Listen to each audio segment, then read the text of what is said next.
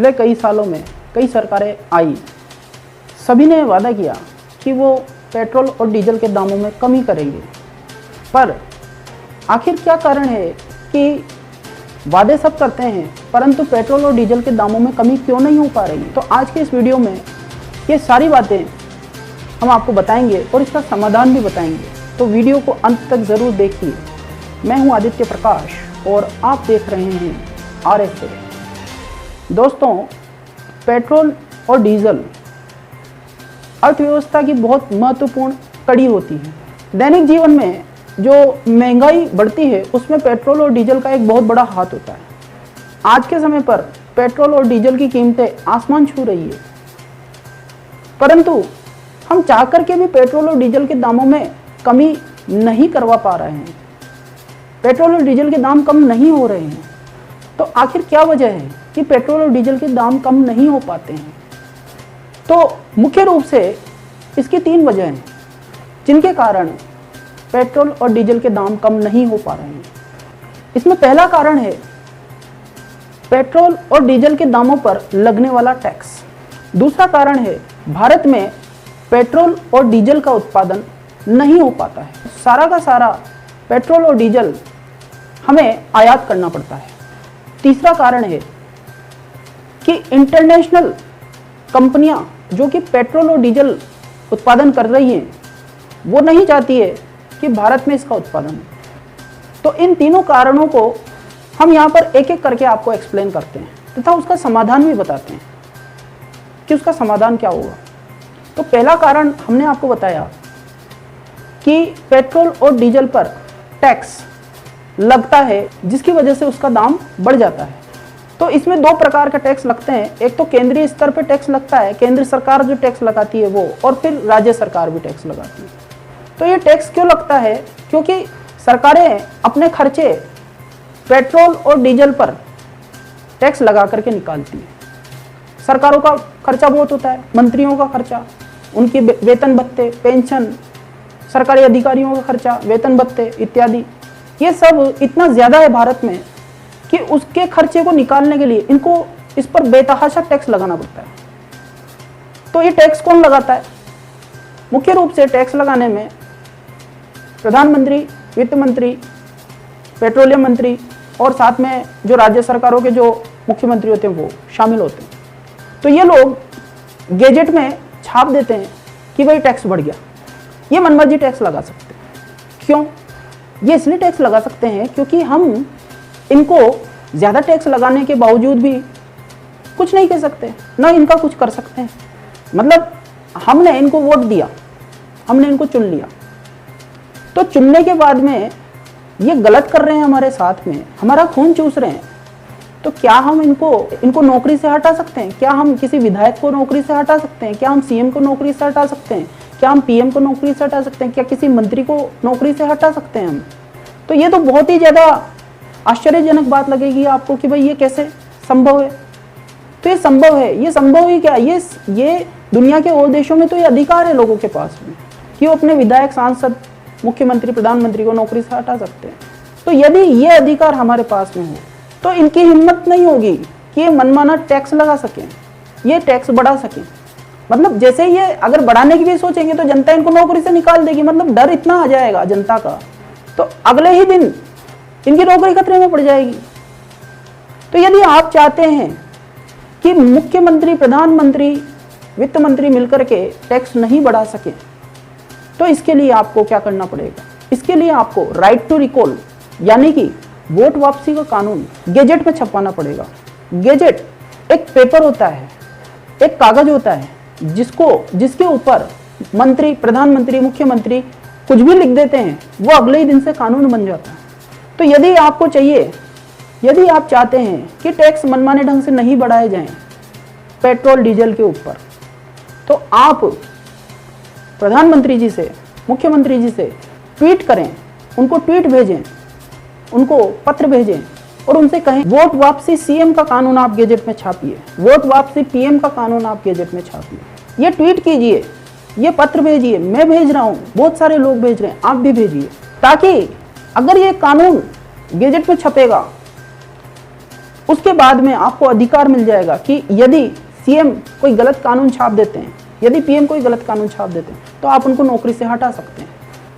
अब इसका दूसरा कारण जो मैंने आपको बताया कि पेट्रोल और डीजल के दामों में जो बढ़ोतरी हो रही है, उसका दूसरा कारण है कि हम भारत में पेट्रोल और डीजल का उत्पादन कर ही नहीं पाते हैं, बहुत कम, 1 या 2%।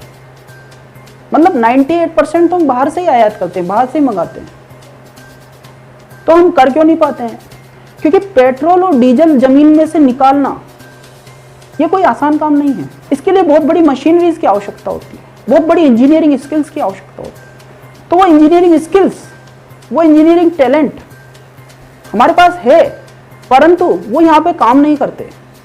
जो इंजीनियर्स हैं वो यहाँ पे रुकते ही नहीं हैं, वो पास होने के बाद में, डिग्री लेने के बाद में बाहर चले जाते हैं, बाहर के देशों में कंपनियों में काम करते हैं। क्यों? क्योंकि यहाँ पे ऐसा एनवायरनमेंट नहीं है कि वो कंपनी लगा करके व्यवसाय करें, बिजनेस करें। यहाँ पे ऐसा एनवायरनमेंट नहीं है। एनवायरनमेंट कैसा? यहाँ पे वो ऐसे कानून नहीं है जिनकी जो उनको सपोर्ट दें। यहाँ पे ऐसे कानून है जो उनका खून चूस लेते हैं। उदाहरण के लिए किसी टेक्नोक्रेट ने यहाँ पर कंपनी शुरू करी, तो कंपनी शुरू करने से पहले उसको ये देखना पड़ेगा कि उसको कहाँ पे जमीन मिल रही है। तो जमीन के दाम इतने ज्यादा हैं भारत में। दुनिया के अन्य देश जहां पर इस तरह की टेक्नोलॉजी विकसित हुई है, जैसे कि ज्यादातर America, Britain, France, Russia, China, इन देशों में जमीन के दाम कम हैं वनस्पत भारत के। इस वजह से वहां पर ज्यादा कंपनियां लग पाई है, क्योंकि कंपनी लगाने में सबसे पहला जो स्टेप होता है वो होती है जमीन। तो जमीन के दाम क्यों बढ़ गए भारत में? क्योंकि भ्रष्ट नेताओं ने, अधिकारियों ने जमीन में अपना काला धन लगा रखा है, जमीनें खरीद खरीद करके पटक रखी है, वो किसी यूज में भी नहीं आ रही है, पर क्योंकि ब्लैक मनी है उनके पास में, तो ब्लैक मनी इसमें लगा हुआ है सारा का। तो यदि आप चाहते हैं कि जमीन के दाम कम हो, तो उसके लिए आपको प्रधानमंत्री जी को, मुख्यमंत्री जी को कह करके एक कानून पास करवाना पड़ेगा, एक कानून गेजेट में छपवाना पड़ेगा। उस कानून का नाम है खाली जमीन पर टैक्स, रिक्त भूमि टैक्स। मतलब कि इन सभी भ्रष्ट नेताओं, अधिकारियों ने जो अपनी जमीनें पटक रखी है, जिसमें अपना काला धन लगाया हुआ है, उस पर जिस दिन टैक्स लगने लग जाएगा तो ये अपनी जमीनों को बेचने लग जाएंगे और वो काला धन बाहर आने लग जाएगा। तो इससे दो लाभ होंगे, एक तो काला धन बाहर आएगा, दूसरा जमीनें सस्ती हो जाएगी। तो जैसे ही जमीनें सस्ती हुई, मार्केट में जैसे ही जमीनें उपलब्ध होंगी, तो जो इंजीनियर्स हैं उनको सस्ती जमीनें उपलब्ध होने लग जाएंगी। तो सस्ती जमीनों की वजह से वो ज्यादा से ज्यादा पैसा लेबर में और टेक्निक में खर्च करेंगे। अभी ज्यादा पैसा जमीन में लगता है। तो यदि ये कानून आया रिक्त भूमि टैक्स, तो रिक्त भूमि टैक्स आने के बाद में जमीन के दामों में काफी ज्यादा गिरावट आ जाएगी। यहां तक कि जो जमीन आज 50 लाख की है, रिक्त भूमि टैक्स आने के बाद में वो 5 लाख की रह जाएगी। तो जमीनों के दाम कम होंगे।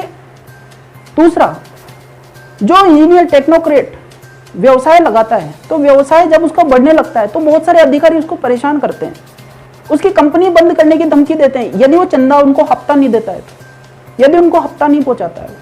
तो ये जो भ्रष्ट अधिकारी हैं, इनसे बचने के लिए, इनसे बचाव के लिए एक दूसरे कानून की आवश्यकता है, और वो है जूरी। वो है जूरी कोर्ट का कानून। मतलब कि भारत में जजों के बजाय आम नागरिकों की जूरी फैसला देगी। आम नागरिकों की जूरी जब फैसला देती है, तो आम नागरिकों की जूरी उस टेक्नोक्रेट को, उस इंजीनियर की कंपनी को बचाती है और भ्रष्ट अधिकारी को सजा दे देती है। यह जूरी का कानून अमेरिका, ब्रिटेन, फ्रांस इत्यादि देशों में चलता है। इस वजह से वहां पे बड़ी कंपनियां बन पाई है। इस वजह से वहां पे छोटा व्यक्ति बड़ी कंपनी लगा सकता है, बड़ी कंपनी बना पाता है। पर यहां पर वैसा एनवायरनमेंट, वैसा जूरी का कानून नहीं होने की वजह से छोटा व्यक्ति वो छोटा हुआ चला जा रहा है। टेक्नोलॉजी इन्वेंशन नहीं हो पा रहे हैं, कोई बड़ी कंपनी नहीं बन पा रही है, नई टेक्नोलॉजी बन ही नहीं पा रही है भारत में। तो यदि ये दो कानून, पहला कानून रिक्त भूमि टैक्स और दूसरा कानून जूरी कोर्ट, ये दो कानून अगर आप गैजेट में छपवाते हैं मुख्यमंत्री जी को कहकर के, प्रधानमंत्री जी को कहकर के, तो उसके अगले ही महीने भारत में बहुत सारे इंजीनियर्स अपनी अपनी कंपनियां शुरू करेंगे, इससे रोजगार बढ़ेगा, इससे लोगों को काम मिलने लगेगा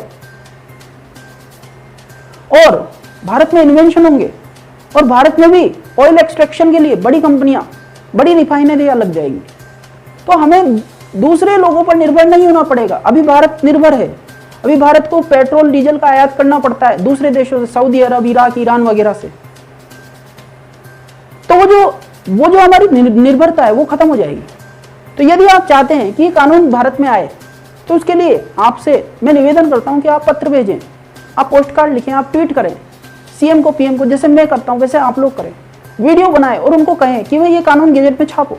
और तीसरा, इसमें सबसे महत्वपूर्ण जो कारण है पेट्रोल और डीजल की वृद्धि में, वो कारण ये है कि इंटरनेशनल लॉबी, इंटरनेशनल कम्युनिटी, जो इलीट है, जो धनिक वर्ग है, America, Britain, France, China, Russia का, वो नहीं चाहते कि भारत अपने दम पर पेट्रोल और डीजल का उत्पादन कर ले।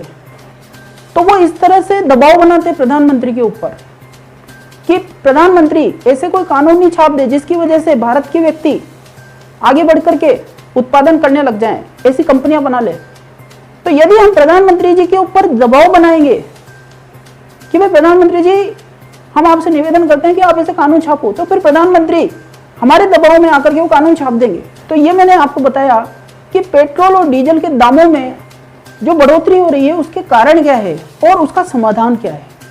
अब यदि आप समाधान चाहते हैं तो मेरे बताए हुए स्टेप्स को आप फॉलो करें, मैं खुद करता हूं, आप भी करें, तब जाकर के पेट्रोल और डीजल के दाम कम होंगे। वरना बातें करने से कुछ भी नहीं होगा, किसी को भला बुरा कहने से कुछ भी नहीं होगा, आपको स्वयं को उठ करके कहना पड़ेगा। वरना अभी पेट्रोल के दाम तो 100 पार पहुंचे हैं, अभी 200 के पार भी पहुंचेंगे, 300 के पार भी पहुंचेंगे। ये बढ़ता जाएगा, ये कम नहीं होगा, ये बढ़ता ही जाएगा। आपने वीडियो देखी, इसके लिए बहुत बहुत धन्यवाद। वीडियो को शेयर जरूर करें, सब लोगों तक इस वीडियो को पहुंचाएं तथा आपके अपने RFI चैनल को सब्सक्राइब जरूर करें। मिलते हैं अगले वीडियो में, तब तक के लिए जय हिंद।